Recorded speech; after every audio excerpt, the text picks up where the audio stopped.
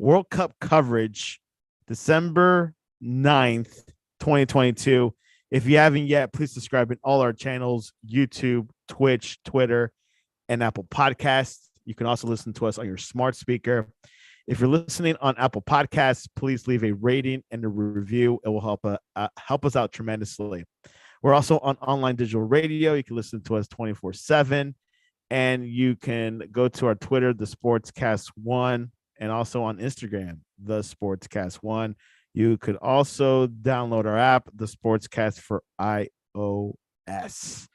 One South American supergiant is out of the World Cup. Another moves on to the semifinals, and it was a historic day. Both games today went into penalty kicks. Argentina versus Croatia and Argentina versus Holland and Croatia versus Brazil.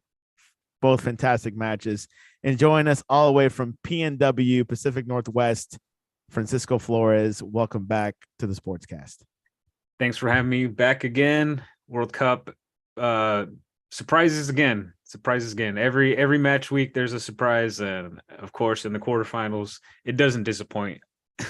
Was it both surprises, both matches, or one of the two? I'm one. Yeah, that's what I thought. Both. No, one. There was at least one. Yeah, like obviously, I think everyone. I have not heard one person this past couple of days that picked Croatia over Brazil. And I think the Argentina-Netherlands was a little bit close. I've been hearing half and half. Yeah. But did you hear anyone picking Croatia from your circle? Not really. So Brazil just ruined everyone's brackets. That's for sure. That's for sure. It wasn't some of those smaller countries like Morocco making it through, Japan, South Korea. But yeah, for sure, Brazil, now everyone's bracket is ruined. Everyone's back, but part of it is right with Argentina, which we'll start with that first. That game ended a few hours ago. Argentina defeating the Netherlands in penalty kicks 4-3. Regulation time was 2-2, and the game started with an amazing assist from Messi. It was pretty much blind. I don't think he knew the player was there. Maybe he did. Actually, he probably did. So subconsciously, passed it to Molina, scored, perfect pass. And then in the 73rd minute, Lionel Messi scored this time, but through a penalty. And then Netherlands at the 83rd minute cut the score in half, 2-1. Then, and I believe it was injury time, 99th minute. Weghorst, the same guy who scored the first goal for Netherlands, tied it up 2-2. Went into penalties, and the goalkeeper for Argentina was fantastic. He stopped 2 goals. The first 2 penalty kicks, Martinez from Aston Villa, and Argentina won. They only missed 1 penalty, I believe, but they made it all for 4-3. Francisco, your thoughts over this match? Yeah, it was pretty dominating from Argentina's side. I felt like after the 2-0, it felt like Argentina was gonna seal the deal. But what did they say about being up 2-0? It's like the worst score to be up by in soccer. So yeah, Netherlands, with a lot of effort and some luck, of course, as well, were able to tie it up. And yeah, I think the Netherlands did well to rally and be like, hey, we're down 2 goals, and we still got some time. We can make it, and they did well to go through. But yeah, I think in the penalties, Argentina with Emi Martinez, I felt like he was going to be he's a better keeper for defending penalties, I feel like. So I felt like if you go to penalties with Argentina, it's pretty hard to beat them at that point. You got to beat them in the 90 or in stoppage time or extra time. Yeah, Argentina has a good record with penalty kick shootouts. I remember the 1990 World Cup. I think they had 2 knockout games that went to penalties and they made it out. And then Holland, for example, I think it's half and half, I believe. I haven't looked at the record. But one of the other key points in this match, which could affect Argentina down the road, is the total match has 17 yellow cards. The ref was rough, and I've been hearing from the commentators that like he's from Spain, so he officiates in La Liga, and maybe Francisco has maybe seen him before. Oh Um, yeah. 17 yellows. What were your thoughts over all these yellow cards? There was definitely some heated exchanges there. I mean, there was what was it in the 80 after the 2-1, I think the benches cleared and it looked like there was going to be a pretty big scuffle and A brawl. One um of uh, the Argentinian players shot the ball to the bench oh, on okay, purpose. that's what it was. Yeah. I couldn't remember what it was. But yeah, he kicked the ball straight at the bench, and obviously that's going to anger anybody. It doesn't have to be World Cup situation or anything. Like in a regular league game, you don't kick the ball at the opposing player's bench. So I understand that. But yeah, there was a lot of yellow cards. This ref, Lahoz, I think that's his name. Yeah, he's La Liga ref, and he's known. Antonio Miguel Uh, Montellajos, you're right. yeah, he's been he's known for being just a like his name because of the time that he spent in La Liga, like he's well known, but he's not the best ref. He's not one of the best. Probably the most he probably just got called to this World Cup because of his name, because of his how long he's been. He's probably the longest, one of the longest serving La Liga refs right now. But yeah, not impressed with him at all. And any game that he refs, so he better not ref the final. This is a warning for FIFA, because if he refs the final, that's going to be it's not going to be good. It's not going to look well. But yeah, 17 cards is a lot, and I think some players are going to be affected by it. I don't remember specifically who, but I think some players won't be able to play in the next match for Argentina. So Yeah, good there's thing they one have. Argentinian player I believe that cannot be played next match against Croatia. Yeah, You're right. but they have a deep squad, so they should be fine They'll be for the okay. next round. Just don't go to penalties with Argentina. You're probably fine. But if you get to the penalties, good luck. Good luck. No one has the amount of skill to overcome Argentina. You got Messi, you got other penalty takers. Not only that, you also got the penalty stopper in Emi Martinez, who has a ton of experience and safe hands and everything. So he's a tough keeper to get past. And we'll talk about the order of when should the star players shoot their penalty shootout, penalty kicks. But before we get to that, Louis van Gaal, very strategic coach, very tactical coach. He outcoached the USA team, Greg Berhalter, in their win against the US 3-1. People were wondering maybe Louis van Gaal would pull some tricks in this game, and he actually did. He put in two tall strikers. One of them was Wout Weghorst, and the other one was Luke Van Jong. That's his name. And Wout Weghorst, tall players. I saw the strategy. Most of the Argentinian team is pretty small in height, except the goalkeeper. He's 6'5". And he put these tall players, and they do a lot of chaos strategy where they just kick the ball towards the middle high, and hopefully one of the tall strikers or tall players heads it in. That happened in one play with Wout Weghorst, headed the ball in the goal. And the other goal was through a set piece, which was really brilliant, by the way. Got into the middle, and Weghorst got the ball and shot it in. But Francisco, what were your thoughts over Louis van Gaal's strategy for this match? Well, I think it was just straightforward. Nothing too out of the ordinary for them. I think there's a little bit of like those tactical changes that you make after you see going into the game, but I felt like it was pretty standard formation and lineup for Netherlands. Where things change is as far as the once you see the opposing teams line up and how they're going to play, that's kind of where you start making tweaks here and there, which we saw Argentina switch it up with that 5-back. So I thought both teams were playing super defensive, just sitting back and waiting and just letting their creative players take over. When you have, for example, Netherlands case, you've got Bergwijn, you got Depay, you got Gakpo. These guys are super creative. They can run, they could pass balls themselves. So there's letting the creative players do their thing and giving them that freedom. I think that's kind of what is Netherlands like strong point as far as an attack, and then in the back as far as defense. Like those players know what to do and how to do it. Virgil van Dijk, Ake, like there you have Liverpool and Man City players, like teams that cannot, they want to minimize the amount of defensive mistakes that they make. So that right there in itself is very valuable for the international team.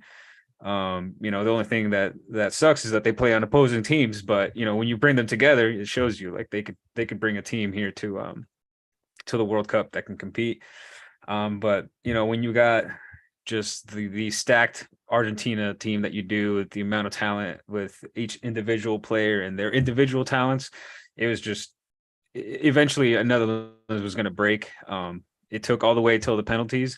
So it was a good fight from the Netherlands for the full 90 and stoppage time. And I felt that they deserved the draw as far as scoring those 2 goals. What they were doing, they deserved it on the field. And like you were saying, Louis van Gaal is also, I feel like he's very conservative as far as his managing style. But if when it matters, like in a World Cup or when it's a final or something, he does the things, he makes the changes that he needs to make. So I think you got to give him some credit for that as well. That first goal that Messi orchestrated, went to the middle and did that blind pass to Molina. Van Dyke had no hope. There Oh was yeah, no no, none way. at all. Like you can be as big, as strong, as physical as you want, as you can be. You can max out FIFA career style. Max out all your stats on center backs or whatever.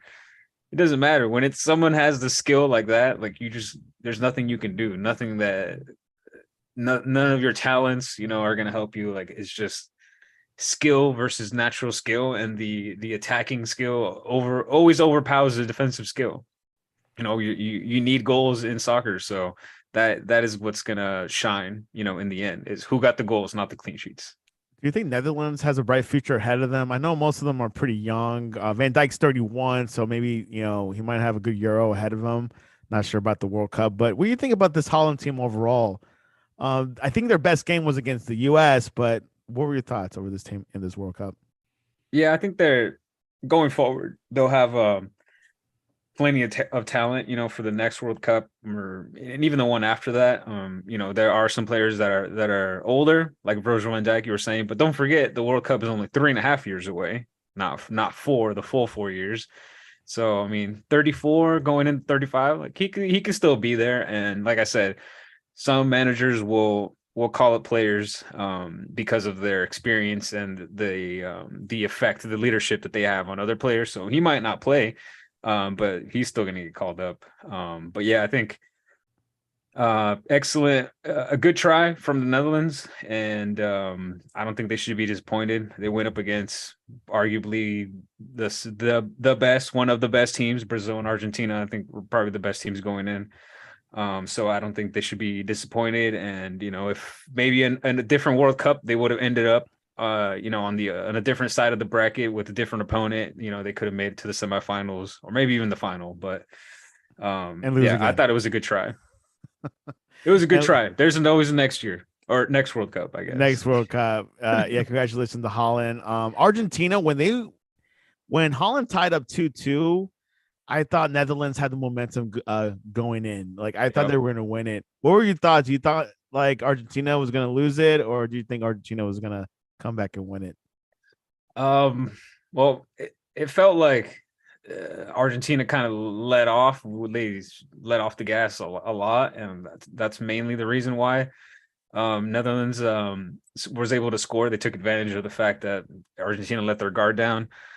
It, as far as the momentum, it felt like they could possibly score a third, and get the win. But I mean, yeah, with this Argentina team, I was like, they're going to score another one. Like it's just going to come. Giving them a little 10-minute breather so they can catch their breath and go in extra time. Like I would be more scared of that, because they really wanted to win this game, and you could tell because for some reason Messi was really aggravated at the end. I don't know if you saw the interview that he was giving, and as the Netherlands players were walking by, he was like talking smack to them, like, what are you looking at? Like he was just being so cocky about it. I was I like, never seen okay. Messi like that. Hey, well that's who Messi is, man. That's and I read a comment too that was like, oh, if this was Ronaldo, like all the media, would have been just blowing it up, like, oh, why is Ronaldo such an a-hole and all this and that. But I mean, when you're that good, you have to be really selfish, and I just think that Ronaldo takes a lot more heat for acting that way, and Messi does the same things, not the same type of things, but they come off as selfish. And I think this is an example of that. And I mean, I'm not trying to compare the two, or that you should or you shouldn't say things about them. I mean, they're superstars, they're celebrities, like they're out in the public, so everyone's entitled to have their opinions about them. But I just think it's something to point out because Ronaldo does get a lot of heat for the way that he acts. Oh, Ronaldo. Lionel Messi said that Netherlands coach Louis van Gaal disrespected him before Argentina's win. He And didn't put any respect on his name. yeah, and he also said the referee, FIFA cannot put a referee like that in again. He is not up to the task. Oh, see, I told you he's not a good ref.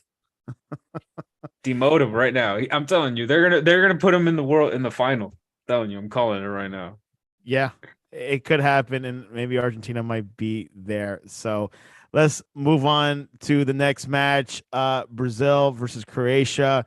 In full regulation, it was 0-0 after 90 minutes. But in the 105th minute, Neymar scored a beautiful goal that really I thought Brazil was going to win it. But in the World Cup, every team plays to the last minute. Keep that in mind. Pekovic had a beautiful goal from, I believe, right outside the box in the 117th minute. They tied it 1-1 and then went to penalties. And Croatia beat Brazil 4-2.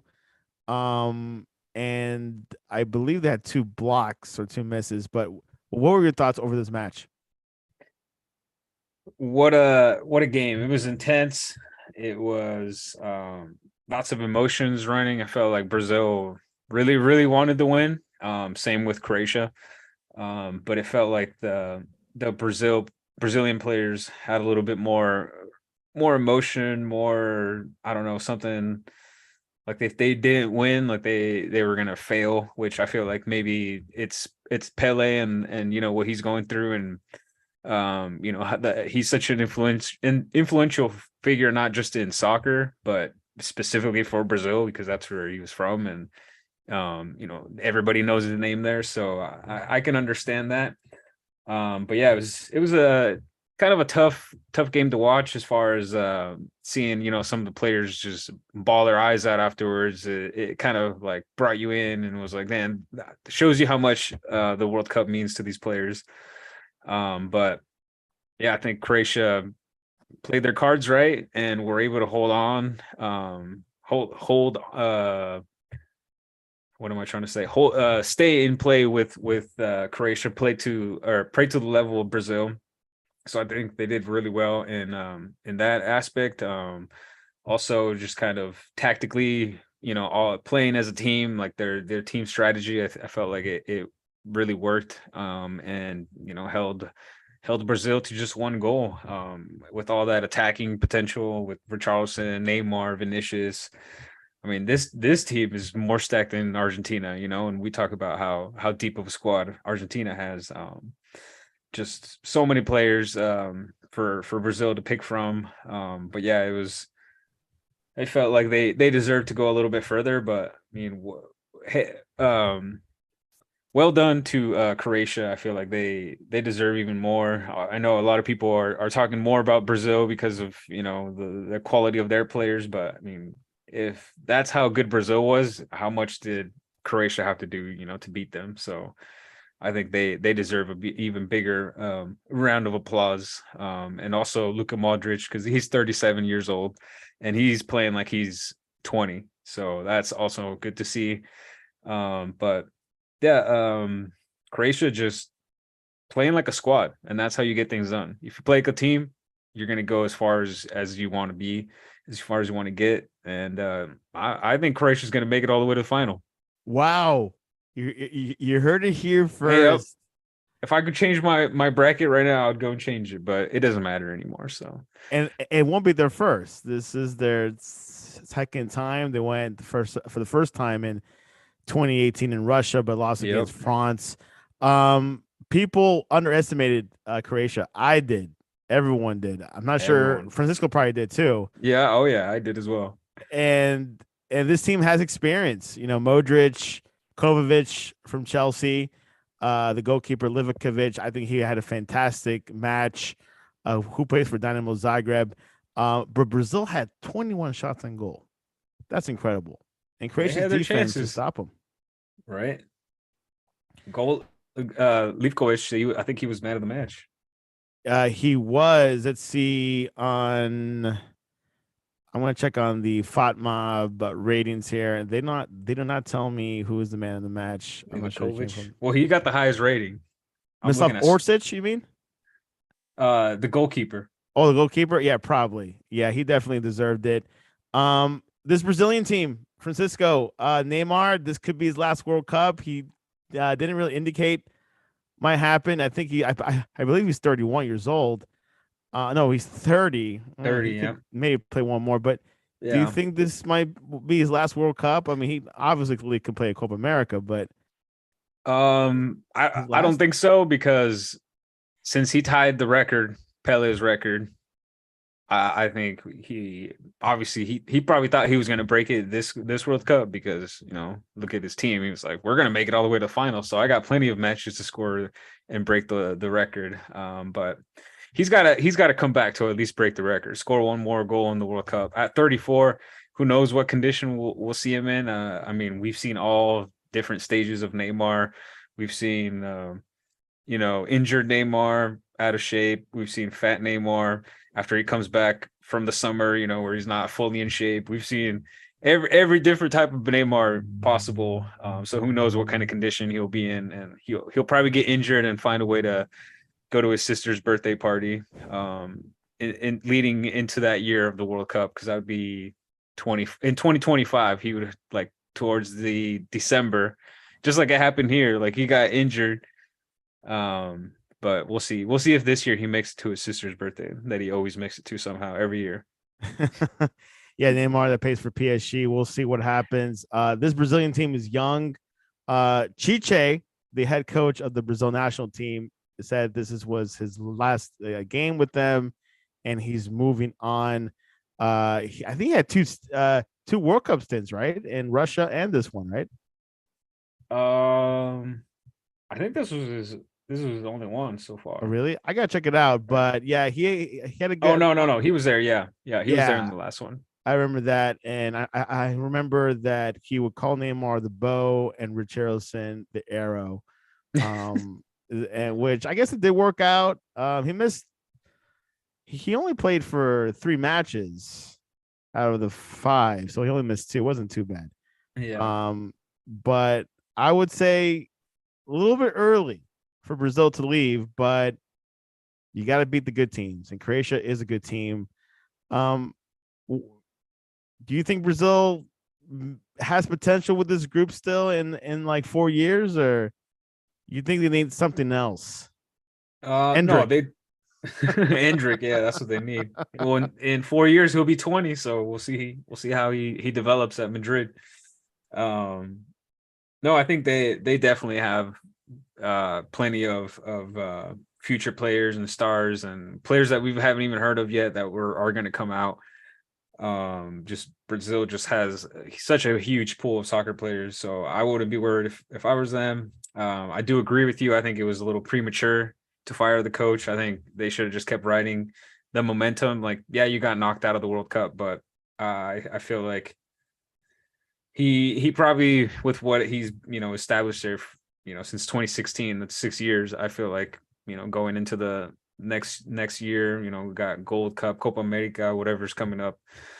Like, even just one of those tournaments, but maybe they just want to start over and start fresh, since it's only 3.5 years until the next World Cup. So it doesn't really leave a lot of time in games for a new manager to come in and try to set up a system. So we'll see what happens. But I think that it was a little premature, and they should have kept him for Yeah, even just another tournament, at least another FIFA tournament. yeah, which we'll get to that a little bit down. Penalty takers, when should the star player play the penalty, kick his penalty towards the beginning or towards the end, where it could matter? I've always put them at the end. That's just always been my strategy in FIFA, and if I was a manager, that's what I would do. I'd put my best takers at the end. But I would do it like by rating, right? Obviously, you can't rate your players. I mean, you can, the coach. It's like, who's the best one is the fifth one, and then the second best, and the third best, fourth, fifth best, like that, from the players that are starting, or the players that are on the field, I guess. Would you sub in a goalkeeper that is better in penalties versus a goalkeeper that's played all game? I mean, I would want, and I would choose a goalkeeper that is the best overall. So my starting keeper would have to be, also good at blocking penalties. But if I didn't have if I had a good goalkeeper and he wasn't the best at taking penalties, and I had another guy, another goalie that was, I would make the sub. I would do it. That happened to Holland 4 years ago, where they put in Kroll Oh yeah. instead of the other one. I think the other one played for Barcelona, I believe, which I'm surprised he's not in this World Cup. Well, maybe he is, but he wasn't starting. Oh, was it Sillison? Yeah, that guy. Yeah. Is he on the roster this squad? I mean, for this World Cup, or he's what, like, checked out, or I don't think he got called up. I don't think so, and I don't think he plays for Barcelona anymore. Let's see, it was Passveer and Justin Billow. Those were the two backup goalies. So nope, no Sillison. I Yeah, think he's just too old now, yeah, I think he's too which old. doesn't make Old sense like for a like goal. You Robin. can't call a goalkeeper old, but okay. Usually Jasper older. Cillison. Yeah, he played for Barcelona. He's currently with NEC, so that's probably a Dutch Yeah, team. that's Dutch team. And he's 33, so I guess he became like that other English No, goalkeeper there. I don't think he was too old. I think he's just not good. Yeah, exactly. That's just how it is. It's like, kind of reminds me of I'm trying to pull up this goal from England, Joe Hart. Oh He yeah, he went from yeah, Man City yeah. to like playing in Nice, France, and then MLS. Exactly. That's a good example. Good comparison.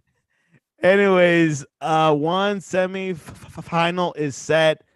Argentina versus Croatia, but we got a couple more games tomorrow. Two quarterfinals. That quick, just 2 days of quarterfinal games. So far, 2 of 2 have been penalty shootouts. Predictions: Morocco versus Portugal. Portugal had a fantastic round of 16. They beat 6-1 against Switzerland, and Morocco beat Spain in penalties. Right? Yeah, Yeah. it was penalties. My gosh, so much penalties, so much games. What are your thoughts over this match tomorrow morning? Well, for Portugal and Morocco, I'm still hoping for. I know I said Croatia was going to make it all the way to the final, but I'm still keeping my fingers crossed for Argentina Portugal final. It could So very well happen, to be honest. So obviously, I have to go with Portugal, and the only strategy they need to use is don't start Ronaldo, and they'll probably make it to the next round. That is true. Actually, I've been hearing reports he may not start tomorrow. Uh, so from what I heard and read is that Ronaldo, Santos had the talk with Ronaldo, Oof. and the talk was about, hey, like, don't go out and criticize my decisions to the media, basically. And Don't tell Piers Morgan. Yeah, yeah, exactly. But before the game, this last game against Switzerland, um, Santos told the coach like, "Hey, I'm not going to start you in the next game." And Ronaldo's response was, "Do you really think that's a good idea?" And I guess he told him, "Yeah, I think that's a really good idea," because he did it.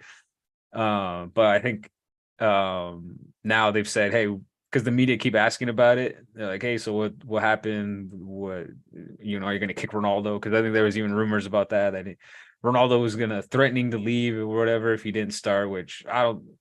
Way too many rumors get made up about Ronaldo, and he even straight up pointed it out that he was like, "Oh, I think he made an Instagram post talking about how Ronaldo did." He's like, "Oh, and the player that didn't want to or that was threatening to leave or whatever, he was just basically like trying to or like making fun of them for making up stories about him." But no, and I mean, like, in all seriousness, if that's what it takes for Portugal to play better, I think Santos has the cojones to do it because they have a really good relationship, him and Ronaldo.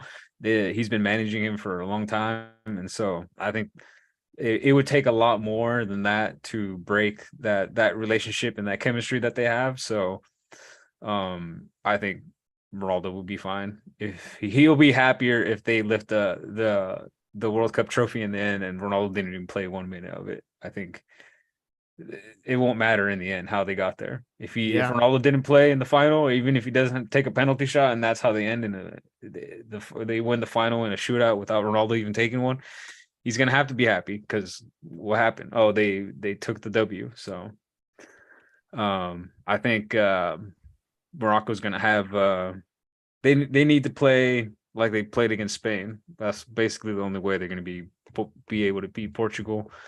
Because yeah, that Portuguese train is coming. And they're looking good. I think after once I saw that game against Uruguay being a 2-0, I just knew that Portugal team was going to be good and at least going to the quarterfinals. And I Yep. do think they'll be going to the semifinal as well. Uh, Gonçalo Ramos is becoming the star of the show for now.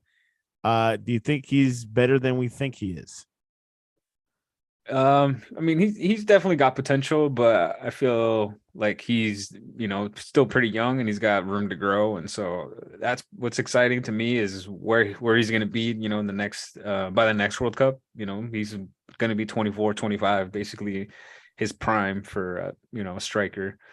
But yeah, definitely a lot of potential, for him, especially the way how clinical he was in his finishing, like he was just turning around and shooting and just went into the corner. Like even Ronaldo was surprised by it. He was like, "Oh man, I need to step my game up because this guy's going to take my spot for sure." Yeah, for sure. And he might be heading out to. Well, he's probably putting that Saudi Arabia contract on hold. Like, hold on. If I do win the World Cup, I will sign that contract. Yeah, you think so? I think so. He'll turn it down if he loses the World Cup, obviously. Yeah. But I think he'll sign it. Hey, this is my retirement check. Let's take a vacation to Saudi Arabia. To the nice, perfect Saudi Arabian weather. 120 is the average. Yeah, like Landon said during the broadcast. Yeah, Saudi Arabia's pretty hot, man. It's pretty hot. Pretty hot. But yeah, we'll see tomorrow. First game at 10 a.m. Eastern. That's 7 a.m. Pacific. The next match, I think this is I thought before today was going to be the biggest quarterfinal: England versus France, Mbappe versus Kyle Walker. You can put it like that. What do you think is going to happen?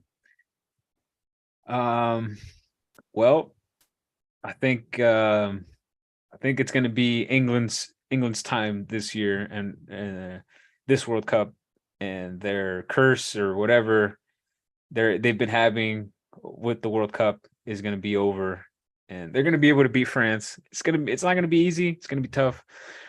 It's going to be going back and forth. So I think it'll end in a 3-2 win for England, and yeah, France just lots of talent there, but I think England is going to be able to expose them in their weaknesses, and the I feel like France made it not they didn't get lucky to get through, but there was just a lot of things, especially defensively and in goal specifically. Lloris, like the mistakes he's been making leading up to this, like I don't see him or I just don't see France making it, any further with the type of mistakes that he's making. Like other teams, um, forgave him on the mistakes, but I don't think England is going to, especially when you got players like Jack Grealish and Saka, and like these guys are out here to, make a statement because they have been propped up a lot because they all come from the Premier League, and so these players are some of the best. So they have to put out, and they're under a lot of pressure. But I think it's going to be their time, and they're going to be able to pull the win off over France. Do you think England will be able to contain Mbappe? Um, I think that they will be able to lock him down. Um, with the help of some players. I think Walker and probably like either two or three players are probably going to be on him at all times, and Declan Rice is going to have the time of his life trying to figure out what to do when Mbappe is running at you. Because I mean, to me, Declan Rice is just a wall, so he's going to have his work cut out for him. But I think with having Jude Bellingham, someone who can run, and Kyle Walker, who's still got some legs on him, but I think his experience will help him do the things that you need to do. Because I mean, Mbappe is just going to be running, so it doesn't really take a lot to kind of defend those type of players, like knock them off balance, and that's pretty much all you need to do. But it's how you go about that, because it's not going to be individual effort. I think it's going to have to be a whole team effort from England's side.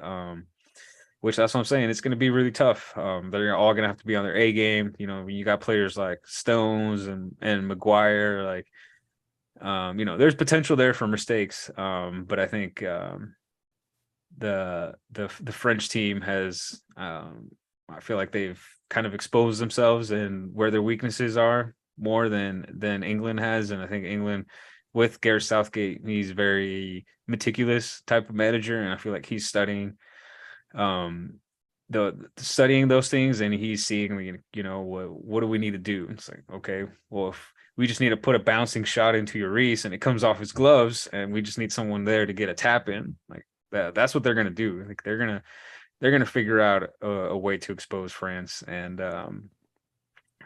France has had a really good run, and so I don't think that they should be disappointed either with an exit this early, because I think semifinals is probably what they should be aiming for. But yeah, it's the good teams are going up against the good teams now, so it's not going to be easy, an easy ride anymore. To get to that final game, to get to the World Cup, takes a lot of work, so you got to fight for it.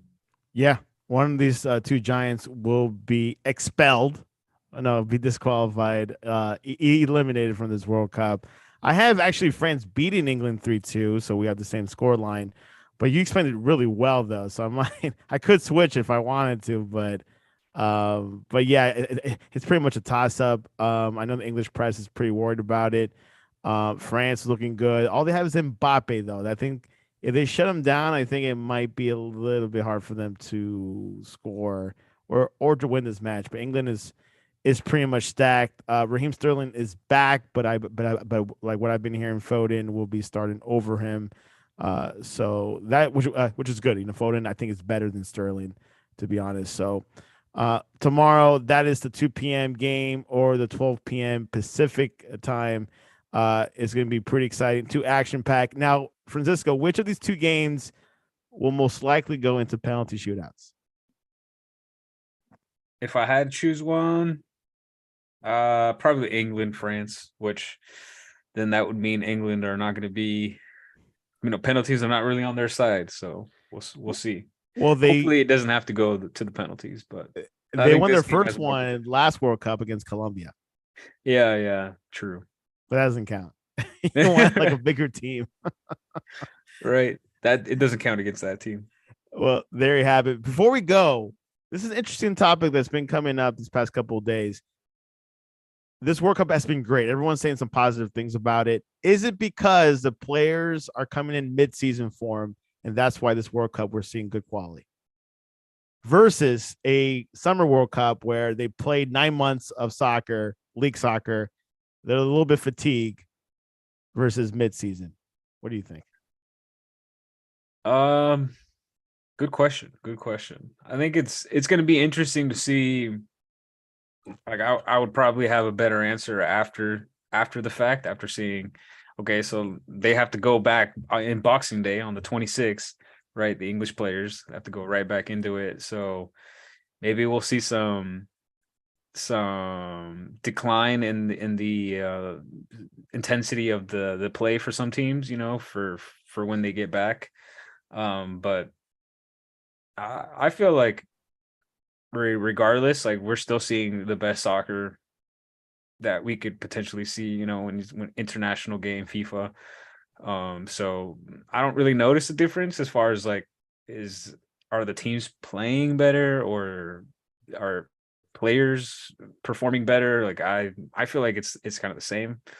Um, but maybe there is some kind of a little bit of influence, about going in halfway through the season and not at the end when players are super tired. Some players have already won trophies. Like, what if it's a player that or players from leagues where they're like, well, we're probably not going to get called up, like, the championship, or even like, just like specifically in the UK, because they have such a massive pool of players and so many soccer leagues.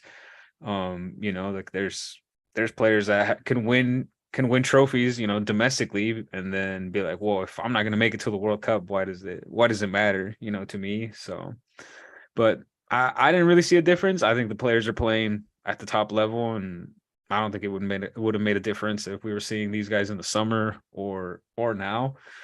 But regardless, everyone's going to complain about how much game time, like yeah, like you're saying, people are happy of how the games are playing out, but then, it's going to immediately switch to, oh, but the players play every 3 days and blah blah blah. It's still the same thing. Like it's never going to make anybody happy no matter what you do. If we make the World Cup in the summer, in the winter, or whatever. I do think it's something that FIFA we'll probably look into, as far as like maybe have another one in the future in the winter again, just to kind of level out, the spacing. It's like 3.5 years to this one, so maybe um do another one just to kind of balance things out. Who knows, with the bidding process, any country could be the host. So we'll see what happens. But As long I as they didn't have a notice couple a billion difference. dollars. Did you notice a difference with Yes, I have noticed the quality a little bit better. I'm seeing the right teams actually. I mean, probably every World Cup we see the right teams making it, not quarterfinals, but I do see the quality better. Energy's good. Um, I like it. I really like the momentum. I really do. To have another Winter World Cup, yes, if it was held in another Middle East country, which will probably happen like decades from now. But to be honest, to have this World Cup was trouble for a lot of the clubs, the leagues. I know the European leagues were giving like, no, don't do it, but they had to give in.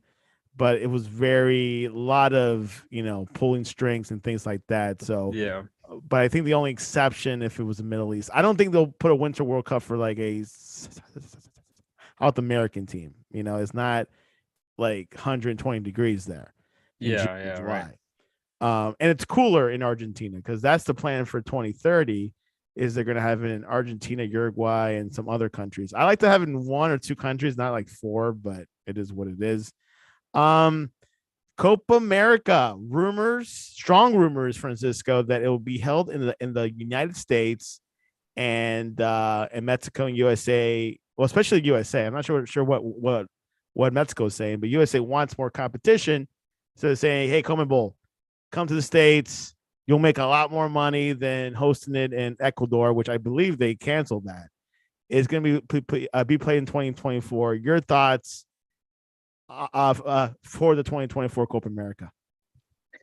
Yeah, I think it'd be interesting to make a tournament in the US and then, invite the CONCACAF teams. I think it's a pretty good potential for making money, and also gives the CONCACAF teams a shot at, playing some games against the best South American teams.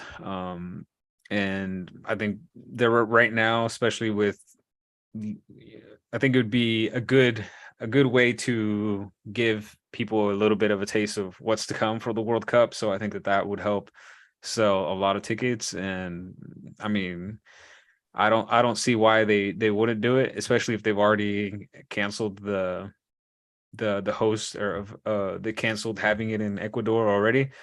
I say do it. And from what I heard, as far as Mexican soccer media, is at first I heard that Mexico wasn't gonna do it, wasn't gonna join, but then I heard now that they heard the US. I just heard that the US, as soon as they heard any talk about it, they were like, "Yes, let's get me in there. Like, where do we have to sign? Like, We we'll need to win join." 2026, so we Yeah, need yeah, 2024 to be the practice.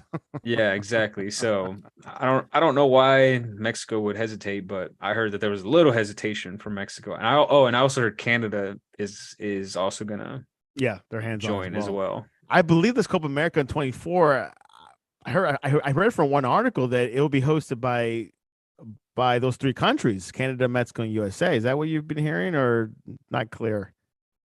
For the World Cup, or No, what do no, you say? for the Copa America. I just heard the US. I Oh, didn't okay. hear about all three, Yeah, we don't but need to have a game in Monterrey. I mean, uh, I'm kidding. Yeah, we'll find out more. Any news on the Mexican coach, or it's just like the US is trying to hurry up and see if they want Berhalter or get someone else like Chiche. I haven't heard anything. I haven't heard rumors. I think the Federation is just taking a really long look at themselves in the mirror, and they're trying to figure out who's going to stay and who's going to go, because if the board and the people that are making the decisions um are not up to, what am I no not up to par, I was going to say, not on the same page as far as like what they want to win, or what they expect for Mexico, then it doesn't matter who you put in as a coach. Like, everything at the top is, it's the breaking down of the squad starts from the top, from the people that make the decisions, and if those people aren't making the right decisions for the team, then it's not going to work out. So I think it's good that they're taking their time.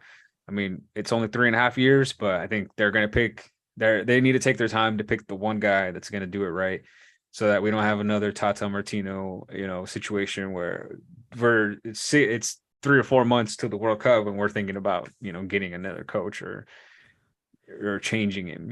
I think make a change and stick with it, and then after the tournaments or whatever, like, okay, if we go into Copa America and that's a complete failure, then maybe bring another, manager in at that point. But I think they should plan for bringing in a guy who's going to do Copa America, who's going to do the World Cup, and is going to, do a whole cycle, including the World Cup 4-year cycle.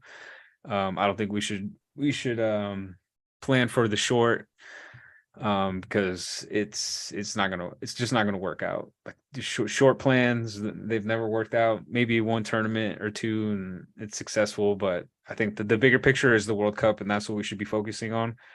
With Copa America, I think we should go into it with a mentality of, it's going to be a more competitive tournament. So, let's just learn from the experience, rather than being like, we can win it, at all costs, trying to fool themselves or the fans or whatever. Like, I just think that we should be real about, you know, about the outcomes, and especially the condition that the team is in right now. Like, nobody's hopeful on Mexico's side right now. Yeah, and also keep in mind there is a CONCACAF Gold Cup next summer, And the Gold so Cup. that's something that maybe Mexico wants to win back. And because the U.S. I think is tied right now with Mexico and CONCACAF trophy, so that's coming back. The U.S. is a little bit like speeding up, trying to get some, trying to find some answers.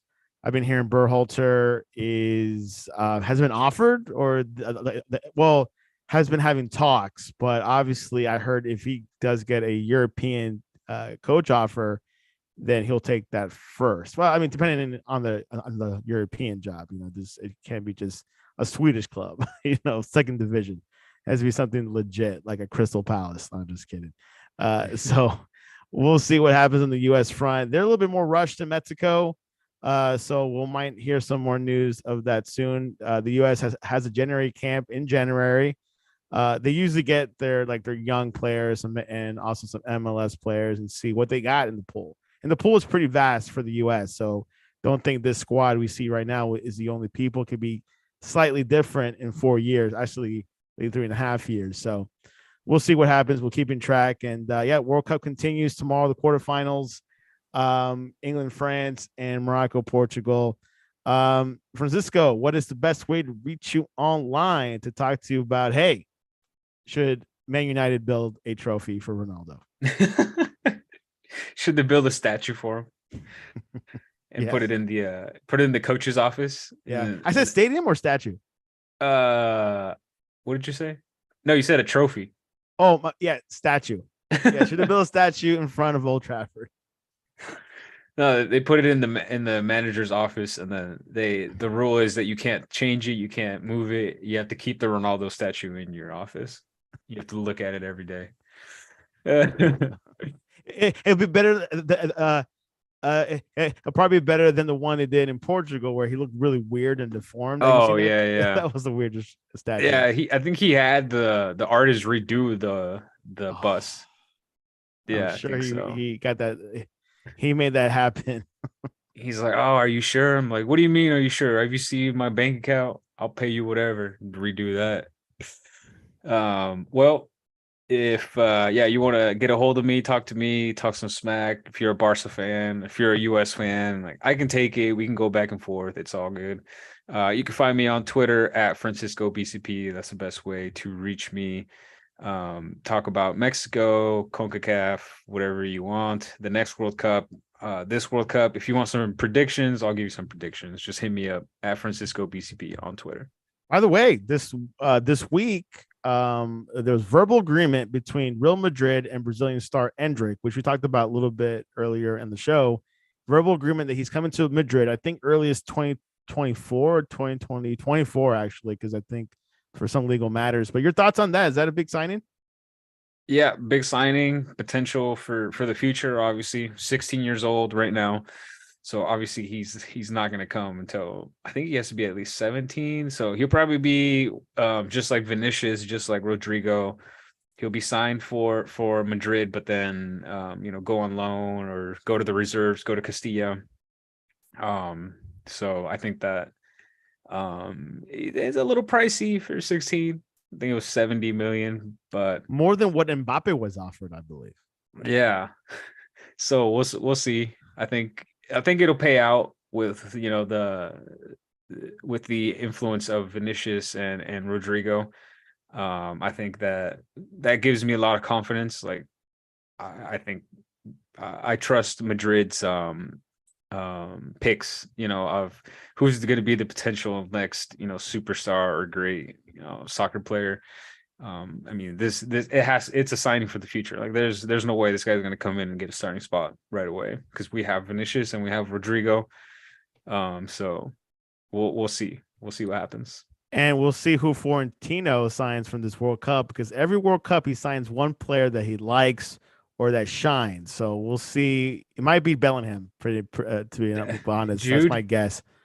Jude Bellingham, or Gapco. Gapco's another good option. I know some clubs in England are looking at him. So a lot of stars, which you can look at our website, thesportscast.net, for the latest. We do have some world football news there sometimes, even though we're more focused on college football, NFL, and basketball. But we do put on like the main ones. We don't talk about what Leicester City did or Burnley did. No, we talk about like the big clubs and see what happens. And also go to our Twitter, the Sportscast One. and also our Instagram, the Sportscast One, the latest and greatest. A lot of you guys are coming back coming back on Twitter for some reason, so enjoy it while it's good. Anyways, World Cup's still on. Any closing words, Francisco, before we head off on this beautiful weekend and see Portugal tomorrow morning? Closing words are Argentina, Portugal in the final. Let's go. There you have it, and that was your World Cup coverage.